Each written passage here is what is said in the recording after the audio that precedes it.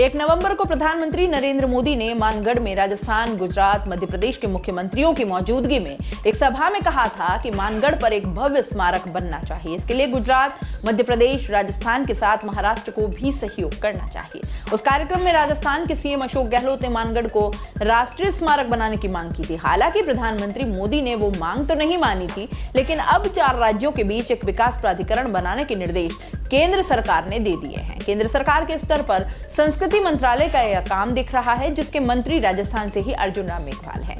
आदिवासियों के तीर्थ स्थल के रूप में प्रसिद्ध हो चुके राजस्थान के बांसवाड़ा जिले में स्थित मानगढ़ की पहाड़ पर केंद्र सरकार 4 राज्यों के बीच एक विकास प्राधिकरण बनाना चाहती है। इसके लिए पहाड़ पर राजस्थान सरकार से जमीन मांगी गई है। केंद्र सरकार का संस्कृति मंत्रालय 4 राज्यों राजस्थान, गुजरात, महाराष्ट्र और मध्य प्रदेश का संयुक्त विकास प्राधिकरण बनाने पर काम कर रहा है। सोमवार को इस तरह के निर्देश चारों राज्यों को केंद्र सरकार के मंत्रालय की ओर से दिए गए हैं। साथ ही राजस्थान और गुजरात से स्मारक के लिए जमीन मांगी गई है।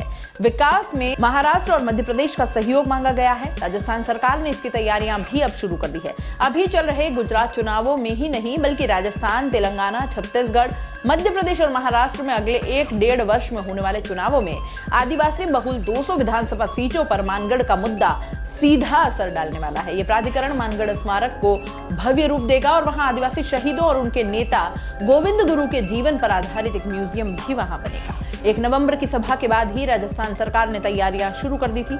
सूत्रों का यह कहना है कि गुजरात चुनावों के समाप्त होते ही विकास प्राधिकरण का काम शुरू हो जाएगा। कार्य योजना को मूर्त रूप देने के लिए मानगढ़ विकास प्राधिकरण बनाने की तैयारी की जा रही है।